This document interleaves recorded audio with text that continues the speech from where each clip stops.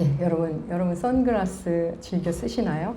선글라스는 햇볕을 차단하여 눈의 피로감을 줄이고 시력의 손상을 막아준다고 합니다. 그런데 여러분 선글라스를 제일 먼저 사용한 나라가 어딘 줄 아십니까? 선글라스라 그래야 돼. 아무튼 색안경을 제일 먼저 쓴 나라, 뜻밖의 중국입니다. 중국에서 거기서 이제 햇빛을 가리기 위해 쓴 게 아니라 판관이 증인이나 피고가 판관의 이 표정과 눈빛을 읽지 못하게 수정으로 검은 천연 수정으로 눈을 가리게 한 것이 그 유래라고 합니다. 너무 뜻밖이죠. 그래서 재판관의 표정과 눈빛을 못 보면 오히려 더 위압감을 느끼게 되고 그 표정을 못 읽게 함으로 못 읽게 하기 위해서 눈을 가린 것이 그 시작이라고 합니다. 중국에서 시작했다는 것도 의외고 판관의 표정을 가리기 위해 썼다는 것도 저에게 뜻밖인 것 같습니다. 나의 어떤 것을 가리든, 나로부터 어떤 것을 가리든, 외부로 들어오는 무엇을 가리든, 사실 막든 가리든, 그러면 이쪽에서 가린 걸 수도 있고 저쪽 거를 가린 걸 수도 있겠지만 어떤 의미로 가리든 온전한 것을 보지 못하는 것은 분명합니다. 오늘 말씀에 모세가 천으로 자기 얼굴을 가렸다는 이야기가 나옵니다. 자신의 얼굴에서 나오는 빛을 가렸다는 이야기입니다. 모세는 도대체 왜 자기 얼굴의 빛을 어떻게 하다 빛이 나오게 됐으며 그것을 왜 가렸는지 고린도서는 왜 이 오래전 이야기를 다시 소환해서 하고 있는지 오늘 함께 살펴보면서 오늘 사는 우리에게 주신 말씀 함께 하겠습니다. 오늘 말씀에는 영광이라는 단어가 계속 나옵니다. 13번이나 나옵니다. 영광이라는 단어 교회 안에서는 물론 자주 쓰고 또 교회 밖에서도 줄곧 씁니다. 시상식에서 아마 수상자들이 가장 많이 하는 단어가 아마 영광이 아닐까 싶습니다. 영광스럽다, 누구에게 영광을 돌린다, 영광으로 생각한다. 여러분 영광이 도대체 뭘까요? 영광. 히브리어로 영광은 카보드입니다. 무거움을 나타내는 단어입니다. 카보드. 거기서 나왔습니다. 헬라어로는 독사입니다. 독사. 헬라어 독사. 존귀를 말합니다. 우리말 영광은 한자어죠. 영화로울 영자에 빛광자를 씁니다. 그러니까 영광은 가볍지 않은 어떤 무거움이고 그리고 영광은 존귀한 것이고 그리고 영광은 빛과 관련된 것이며 분명합니다. 그러니 우리는 영광하면 하나님을 생각할 수밖에 없습니다. 영광이라는 단어를 13번이나 쓰면서 도대체 우리에게 무슨 말씀을 하고 싶으신 걸까요? 고린도후서가 사실 본문을 그냥 막 읽으면 그 의미를 알기까지는 오래 걸릴 수 있습니다. 오늘 좀 더 집중하셔서 굉장히 유명한 본문인데 또 무슨 의미인지 잘 이렇게 흡수하시면 좋겠습니다. 오늘 말씀에 앞서 우리는 그리스도의 편지다. 여러분은 나의 추천서다. 우리 오늘 기도하는 자매도 함께 기도했죠. 먹으로 쓴 것이 아니고 돌판에 쓴 것이 아니라 육신의 마음판에 쓴 편지라고. 우리가 바로 그리스도의 편지라는 말씀을 바로 위에서 했습니다. 지난주 말씀. 그래서 그 연장선상에서 돌판에 쓴 율법 조문과 영에 새긴 새 언약을 대조하면서 이렇게 좀 더 깊이 있게 말씀이 들어갑니다. 그래서 오늘 말씀에는 대조되는 개념이 많이 나옵니다. 돌판에 쓴 것과 영에 새긴 것, 그러니까 상대 개념이 나오죠. 정죄의 직분, 의의 직분, 없어질 영광, 길이 있을 영광, 죽이는 것, 살리는 것, 이렇게 상대 개념을 자꾸 들려주면서 우리에게 말씀합니다. 그래서 오늘 말씀을 이해하려면 구약 출애굽기의 사건을 우리가 알고 들어가야 합니다. 모세가 40주야를 시내 산에서 하나님과 함께 지내면서 계명을 받습니다. 그 돌판에 새겨진 새 계명을 들고 이제 시내산에 내려옵니다. 이제 백성에게 돌아옵니다. 근데 모세의 얼굴에서 광채가 납니다. 백성들이 모세를 보자 두렵습니다. 그렇지 않아도 지금 하나님을 대면하고 온 사람이 왔기 때문에 두려운데 얼굴에서 빛이 나니까 두려워서 다 멀리 하는데 그럼에도 아론과 이스라엘의 지도자들이 모세와 대화를 합니다. 그걸 보고 마음을 놓고 모세 주변으로 몰려왔겠죠. 그래서 모세는 시내산에서 하나님과의 대화, 하나님 주신 명령을 그 이스라엘 백성 앞에서 다 전합니다. 얼굴에 빛이 난 상태로. 그 다음에 모세가 어떻게 했는지 그 이어지는 말씀 함께 볼까요? 출애굽기 34장 33절과 35절 말씀 주보에 실어 넣었습니다. 우리 하나님의 말씀 함께 읽겠습니다. 모세가 그들에게 말하기를 마치고 수건으로 자기의 얼굴을 가렸더라. 그러나 모세가 여호와 앞에 들어가서 함께 말할 때에는 나오기까지 수건을 벗고 있다가 나와서는 그 명령하신 일을 이스라엘 자손에게 전하며 모세의 얼굴을 보므로 모세가 여호와께 말하러 들어가기까지 다시 수건으로 자기 얼굴을 가렸더라. 예. 하나님과 함께 있고 돌판을 갖고 내려온 두 돌판을 갖고 내려온 모세는 자기 얼굴에서 광채가 난다는 것을 몰랐을 겁니다. 근데 내려오자 사람들의 반응을 보고 또 누군가의 말을 통해 자신 얼굴에서 빛이 난다는 걸 알았습니다. 처음에는 다 하나님의 말씀을 다 전했지만 그 다음번에 주를 대면하고 내려올 때마다 수건으로 천으로 얼굴을 가렸습니다. 율법을 받아든 모세 40주야를 하나님과 함께한 모세의 얼굴에서 빛이 나죠. 영광의 광채가 난 겁니다. 그 빛 놀랍고 신비롭지만 그 빛은 서서히 사라질 겁니다. 사라질 빛입니다. 고린도후서는 모세의 얼굴의 광채 그리고 그 얼굴을 가린 수건에 대해서 이렇게 우리에게 설명해 줍니다. 우리 함께 볼까요? 7절 말씀. 오늘 본문 7절 말씀 우리 함께 읽겠습니다. 돌에 써서 새긴 죽게 하는 율법의 조문 직분도 영광이 있어 이스라엘 자손들은 모세의 얼굴에 없어질 영광 때문에도 그 얼굴을 주목하지 못하였거든. 하물며 영의 직분은 더욱 영광이 있지 아니하겠느냐. 정죄의 직분도 영광이 있은즉 의의 직분은 영광이 더욱 넘치리라. 예. 지금부터 잘 집중하시면 좋겠습니다. 돌에 쓴 죽게 하는 율법.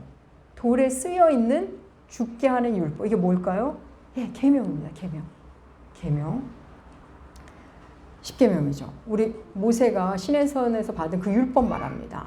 근데 그걸 죽게 하는 율법이라고 표현합니다. 죽게 하는 율법. 왜 그렇게 표현할 걸까요?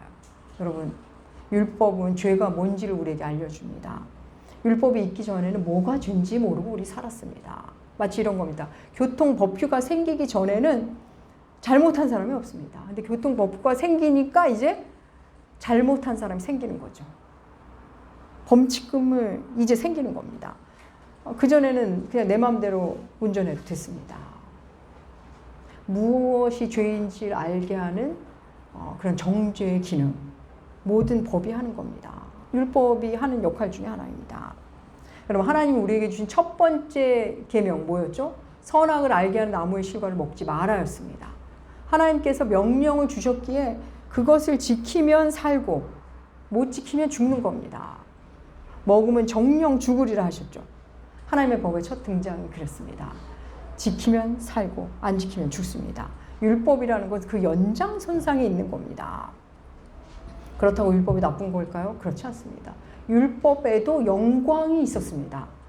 그걸 어떻게 표현하는 거죠? 율법을 듣고 전하고 받아든 모세의 얼굴에서 광채가 났습니다. 광채가. 하나님으로부터 나오는 것이기 때문에 거기에도 영광이 있습니다. 거기서도 빛이 납니다. 죄가 무엇인지를 알려주는 율법에도 영광이 있고 빛이 있었습니다. 그걸 전하는 자에게서도 빛이 있었습니다. 죄가 무엇인지 알려주는 일에도 영광이 있는데 그 죄로부터 자유롭게 하는 새 언약, 그것을 전하는 자, 그것에 그 새 언약의 온전함이신 예수를 정하는 게 얼마나 큰 영광이 있겠느냐고 지금 고린도서를 말합니다. 다시 한번 아까 그 본문을 세 번역으로 다시 한번 읽어볼까요? 네, 그 본문이 들어가 있는 7절과 9절, 7절에서 9절 세 번역으로 주보에 실었습니다. 우리 함께 읽겠습니다. 돌판에다 율법을 선포할 때에도 광채가 났습니다. 그래서 이스라엘 자손들은 모세의 얼굴에 나타난 그 광채 때문에 비록 곧 사라질 것이지만 그의 얼굴을 똑바로 쳐다볼 수 없었습니다. 죽음에 이르게 하는 직분에도 이러한 영광이 따랐는데 하물며 영의 직분에는 더욱더 영광이 넘치지 않겠습니까? 선고하는 직분에도 영광이 있었으면 의를 베푸는 직분은 더욱더 영광이 넘칠 것입니다. 예, 그렇습니다. 옛 언약에도 율법에도 영광이 있고 그 언약을 선포할 때도 빛이 났습니다. 새 언약이 선포되고 예수가 의라는 것을 선포할 때 그 현장에는 더 큰 영광, 더 큰 광채가 있을 것이라는 거 말해 무엇하겠습니까? 라는 말입니다. 여러분, 모세는 자기 얼굴에서 나는 빛을 가렸습니다. 그 빛이 모세 자체로 나온 빛 아닙니다. 하나님으로부터 나온 빛. 하나님의 빛을 잠시 품었기에 나오는 빛입니다. 모세로서는 사라질 빛입니다. 그래도 빛났기에 수건으로 가려야 했습니다. 율법을 선포하는 이도 빛이 나는데 새 언약이신 예수를 선포하는 의의 직분인 자신들은 더 큰 영광을 갖고 있다. 이런 말로 지금 주의 말씀을 이어갑니다. 여러분, 묻겠습니다. 모세는 뭐의 상징이죠? 율법의 상징입니다. 모세는 율법의 상징입니다. 모세가 왜 가나안 땅에 못 들어가죠? 율법이기 때문에 못 들어가는 겁니다. 율법으로는 구원받을 수 없다는 것을 큰 맥락 속에서 우리에게 보여주시는 겁니다. 여러분, 율법으로는 구원받지 못합니다. 죄가 뭔지를 알 뿐입니다. 율법을 통해 내가 죄인임을 뼈저리게 느낍니다. 율법을 지키는 것으로는 구원받을 수 없구나. 나는 율법을 다 온전히 지킬 수 있는 존재가 아니구나를 만납니다. 그것을 깊이 만납니다. 그렇다면 그 다음에는 무엇을 해야 할까요? 그 다음에 무엇을 해야 합니까? 그러면 모세, 그 다음에 누가 나오죠? 여호수아가 나옵니다. 여호수아, 예수와 예수 다 같은 이름입니다. 구원자라는 의미입니다.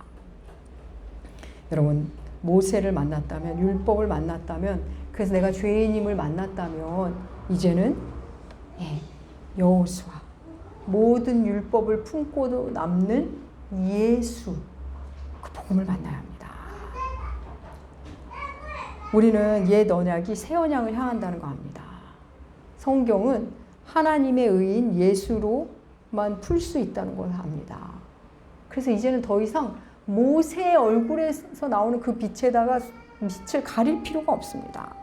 수건을 덮을 필요가 없습니다. 그럼 이어지는 말씀 볼까요? 14절과 16절 말씀. 우리 함께 읽겠습니다. 그러나 그들의 마음이 완고하여 오늘까지도 구약을 읽을 때에 그 수건이 벗겨지지 아니하고 있으니 그 수건은 그리스도 안에서 없어질 것이라. 오늘까지 모세의 글을 읽을 때에 수건이 그 마음을 덮었도다. 언제든지 주께 돌아가면 그 수건이 벗겨지리라. 구약을 읽을 때 여전히 수건을 덮고 우리가 읽는다는 겁니다. 더 이상 수건이 필요 없는데 여전히 수건을 덮은 채로 구약을 보고 있다는 겁니다. 예수께로만 가면 수건이 벗겨지는데 여전히 수건을 덮은 채 신비롭게만 생각하고 있는 겁니다. 지금 잘 가다는지 모르겠네요. 여러분, 이단들 그러죠. 6월절 왜 안 지키냐고 합니다. 왜 안식일 안 지키냐입니다. 여전히 그들은 구약을 보는데 수건을 덮고 있기 때문입니다. 지금 실체가 왔는데 여전히 그림자를 사랑하고 있는 겁니다. 안식일은 토요일이니 그날 예배드려야 한다고, 또 6월절 지켜야 한다고, 주일에는 절대 돈 쓰면 안 된다고 여전히 수건을 덮은 채 구약을 읽고 있는 겁니다. 지금 실체는 따로 있는데 몸이 머저시 우리 곁에 있는데 자꾸 그림자만 봅니다. 그림자. 거기에 집착하는 거죠. 지금 사랑하는 사람이 내 옆에 있는데 지금 사랑하는 사람과 찍은 사진을 들여보고 있는 겁니다. 사랑하는 사람이 지금 내 앞에 있는데 그가 보낸 편지를 막 들여다보고 있는 겁니다. 여러분, 아무리 말씀을 많이 알아도, 아무리 말씀을 연구를 한다 해도 예수라는 본체가 아닌 그 외의 것에 집착한다면 지금 그림자에 머물러 있는 것, 여전히 수건을 덮은 채 성경을 읽는 겁니다.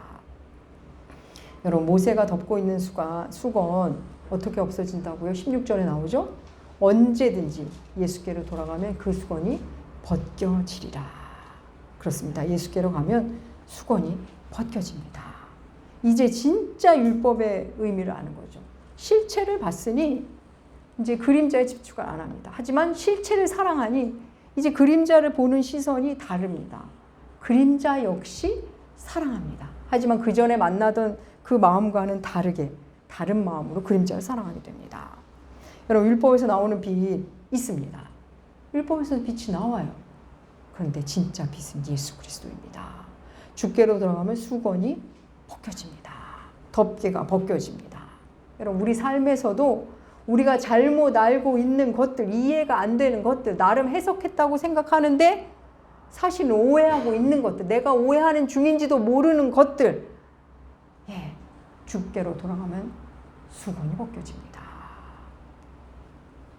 내 삶에 찾아온 그 사건, 수많은 관계들, 편견과 감정, 오해, 그런 온갖 수건이 벗겨지기 시작합니다. 내가 그렇게도 흠모했던 것들, 내가 보기에는 빛이 나서 그렇게 흠모하고 가까이 하려 하고 나의 시간과 나의 돈과 그런 걸 다 투자하고 의미를 부여하고 집착했던 그것들, 그것에 대한 그것이 얼마나 잘못되어 것들이었는지, 그것들은 마냥 빛을 바라는 게 아니라는 것을 예수 앞에 나가면 알게 됩니다. 물론 거기서도 좋은 것 빛이 나옵니다. 하지만 그 좋은 것들, 그들이 뿜어내는 빛들은 서서히 사라집니다. 여러분, 이미 많이 경험하셨을 겁니다. 흠모하던 관계, 자신만만하던 그 어떤 것, 나에게 그렇게 흡족함을 주었던 어떤 사람, 물건, 취미, 거기서 나오는 빛 다 서서히 사라집니다. 여러분, 하나님이 사도 바울을 통해 이런 말씀을 주실 수 있었던 것은 사도가 그 여정을 몸소 체험했기 때문입니다. 사도 바울 어떤 사람입니까? 바리새인 중에 바리새인이고, 율법으로나 어떤 학문적으로나 그것을 또 실천하는 것에 있어서 어느 누구로 따라갈 수 없을 정도로 대단한 사람이었습니다. 그는 자신이 알고 있는, 자신이 믿고 있는 말씀, 그 당시 구약이죠. 구약의 근거에서 예수를 미워했습니다. 신성 모독죄라고 생각했던 거죠. 그래서 예수 믿는 사람들을 핍박했습니다. 그러던 중에 어떻게 됩니까? 다메섹에서 예수를 만납니다. 그림자를 열심히 붙들고 살던 그에게 실체가 나타난 겁니다. 그 순간 그는 엄청난 빛 앞에서 어떻게 되죠? 눈이 멀게 됩니다. 사흘 밤낮을 먹지도 마시지도 못한 채 눈이 멀고 누구를 만나죠? 아나니아라는 사람의 집에 머물면서 사흘을 그렇게 지냅니다. 그러다 사흘 후에 눈을 뜨죠. 그가 다시 보게 된 그 사건, 그 마무리를 성경 사도행전은 이렇게 우리에게 증거합니다. 사도행전 9장 18절 말씀 주보에 실었습니다. 함께 읽겠습니다. 즉시 사울의 눈에서 비늘 같은 것이 벗겨져 다시 보게 된지라. 눈에서 비늘 같은 것이 벗겨져 다시 보게 된지라. 그렇습니다. 비늘 같은 것이 벗겨졌습니다. 이제 수건이 벗겨진 겁니다. 사도 바울은 하루아침에 극심한 고통을 겪고 엄청난 고통을 겪으면서 하루아침에 비늘 같은 것이 벗겨졌습니다. 하지만 오늘날 우리는 아마 차근차근 벗겨지게 하는 과정을 겪게 됩니다. 관계를 바라보며 거기서 나오는 빛을 흠모하다가 예수로 인해 습관이 벗겨집니다. 그 사람한테 푹 빠져 살았는데 그게 아니라는 것을 새로운 빛 안에서 비늘을 주께서 벗기시는 겁니다. 그래서 사람은 다 그렇구나. 우리가 죄인 맞구나. 저 사람도 연약한 사람이지. 또 어떤 사람이 그렇게 싫었는데 주께서 비늘을 벗기시면 저 사람도 연약해서 그랬구나. 저 사람도 사연이 있었구나. 저 사람도 너무나 아름다운 피조물이었구나. 저 사람 안에도 아름다운 주의 형상이 있구나. 그게 보입니다. 물질에 대해서도 그렇죠. 물질에서 나오는 빛을 흠모합니다. 그런데 수건이 벗겨지면 내가 물질에 끌려다녔구나. 난 늘 물질의 종이었구나. 내가 물질이 내 종이 되어야 되는데 물질을 내가 아주 신실한 종으로 삼을 수 있었는데 내가 물질의 종이었구나 알게 됩니다. 자기 자신에 대해서도 그렇습니다. 자기 자신에 대해서 과도한 불신, 오해 벗겨집니다. 그러면서 자기를 신뢰하고 자기를 사랑하기 시작합니다. 또 과도한 자신감, 자신에 대한 착각, 그것도 벗겨집니다. 아, 내가 이렇게 연약한 존재였구나 하면서 자기를 향한 긍휼의 마음을 갖게 됩니다. 하나님이 나를 얼마나 사랑하신지를 만납니다. 내가 있는 그대로 얼마나 귀한지를 보게 됩니다. 또 나를 그렇게도 괴롭혔던 사건들, 그것에 대한 잘못된 해석도 벗겨집니다. 예수로 인해 수건이 벗겨지면 아, 그 사건 나 같은 교만한 사람에게는 일어날 수밖에 없었구나. 나를 낮추시기 위해, 날 다듬기 위해 일어난 사건이었구나. 내 아픔, 내 상처, 내 상실 다 새롭게 보기 시작합니다. 또 내가 가진 것, 나의 재능, 내가 가진 모든 것들 역시 또 새롭게 보게 됩니다. 내 걱정의 실체, 내 두려움의 실체, 내 부러움의 실체, 내 불안의 실체를 이제 보기 시작합니다. 사랑하는 여러분, 죄를 죄로 알게 하는 율법 조문, 정죄의 직분, 죄를 죄로 알게 하는 교회에서도 그 일이 일어나죠. 거기서도 빛이 납니다. 그런데 예수를 만나면 한층 더 우리는 나아가게 됩니다. 그림자가 아닌 여러분 실체를 만나셔야 합니다. 하나님은 우리에게 죽은 문서나 돌판을 주신 게 아닙니다. 영으로 쓰신 영의 약속, 새 언약을 주시는 겁니다. 이제 수건을 거두고 온전한 실체, 온전한 의이신 예수를 만나셔야 합니다. 사랑하는 여러분, 우리는 놀랍게 하나님은 우리로 하여금 선택하게 하셨습니다. 태초에도 그랬죠. 선악을 알게 한 나무의 실과를 먹지 마라. 이거는 우리의 선택을 넘기신 겁니다. 지금도 마찬가지입니다. 우리는 스스로 생각하고 판단하고 결정하고 선택할 수 있는 놀라운 인격적인 존재입니다. 여러분 그걸 잊으시면 안 됩니다. 우리는 스스로 선택해야 합니다. 하나님은 우리를 율법 조문에 묶어두지 않으십니다. 우리로 자유롭게 선택할 수 있게 하십니다. 그러면서 이 말씀을 우리에게 주십니다. 고린도후서 3장 17절 말씀. 예, 우리 강대상에도 있죠. 우리 하나님의 말씀 함께 읽겠습니다. 주는 영이시니 주의 영이 계신 곳에는 자유가 있느니라. 예. 주의 영이 계신 곳에는 자유가 있느니라. 너무 가슴 벅찬 말씀입니다. 진리가, 말씀이, 성령님이 나를 자유케 하신다. 그런데 여러분 왜 이렇게 우리는 자유를 향유하지 못할까요? 예? 그냥 마지못해 하고 억지로 하고 왜 우리는 자꾸 매여있는 상태로 살아가는 걸까요? 왜 여전히 정죄의 법, 정죄의 직분에 매여 사는 것 같을까요? 우리는 여전히 수건을 덮고 있기 때문입니다. 곧 사라질 빛을 바라보며 그 새어나오는 빛을 흠모하기 때문입니다. 그런데 여러분 오늘 말씀에 나오죠. 왜 수건이 안 벗겨지는 거라고요? 14절에 나옵니다. 마음이 완고해서 공동번역은 우둔해서라고 번역합니다. 그리고 완고하면 낮은 마음이 안 됩니다. 어리석고 우둔하면 고집만 세서 말씀 속으로 들어가지를 못합니다. 머리로는 받아들여도 가슴으로 손발로 내려가지를 않습니다. 그게 뭐 내가 똑똑해서 뭐 합리적이라 뭐 내가 뭐 이성적 그게 아니라 우둔하고 완고해서입니다. 저는 하기 힘든 일이 생기면 어떻게 보면 용기를 내야 할 일이라고 생각할 수도 있어요. 피하고 싶지는 않은데 그냥 해내고 싶은데 또 여전히 피하고 싶은 일이 있을 때가 있죠. 네. 피하고 싶지 않은데 피하고 싶은. 사실 안 해도 되는데 분명 하나님 원하시는 걸 알기에 해내고 싶은 일들이 있습니다. 그럴 때면 교회 앞에 제가 여기 와서 우리 고린도서 3장 17절 말씀을 읽고 묵상하고 하나님께 묻습니다. 읍조립니다. 나는 자유자인데 하나님이 내게 자유를 주셨는데 왜 이렇게 억압받는 느낌이 들지? 왜 이걸 자유로 한다고 하는데 왜 이렇게 무겁지? 왜 이렇게 힘이 들지? 주의 영이 계시면 아무것도 아닐 텐데 주의 영이 계셔서 내 안에서 마음껏 충만하시면 이런 거 아무것도 아닐 텐데 읽고 소리내고 선포하고 묻고 기도하고를 반복하면 어느새 용기가 납니다. 그냥 할만해집니다. 그 일이 가벼워집니다. 저는 몇 차례를 경험했습니다. 사랑하는 여러분, 선글라스는 있는 그대로를 볼 수 없습니다. 선글라스를 끼면 고유의 색을 보지 못합니다. 선글라스를 낀 채로는 모든 색이 왜곡돼서 내게 인식됩니다. 수건을 덮은 구약. 우리가 각자 갖고 있는 구약적 율례가 다 있습니다. 세상으로부터 배운 여러 가지 가치관들.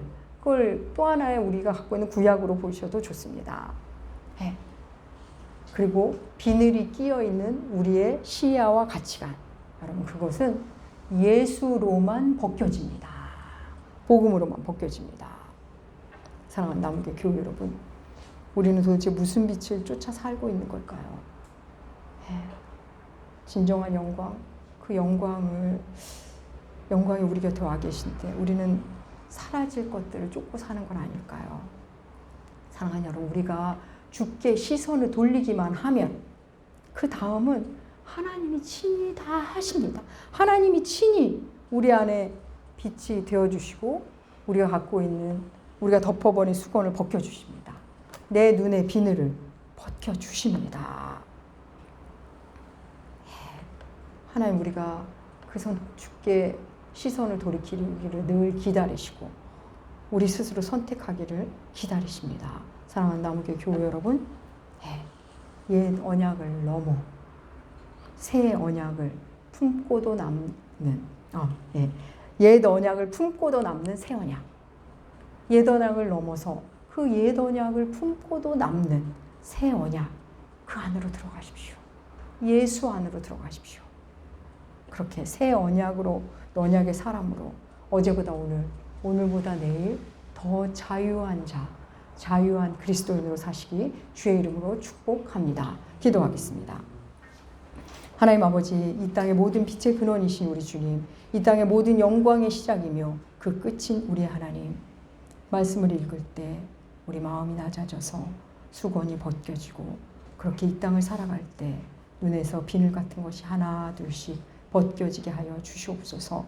예수께로 돌아가면 수건이 벗겨지고 비늘 같은 것이 벗겨진다는 것을 우리가 날마다 체험할 수 있게 하여 주시옵소서. 우리로 주의 영광 안에서 주의 영광을 위해 사랑하는 우리 모두, 우리 각 사람, 우리 나무교회 되게 하여 주시옵소서. 감사드리며 존귀하신 예수님의 이름으로 기도합니다. 아멘.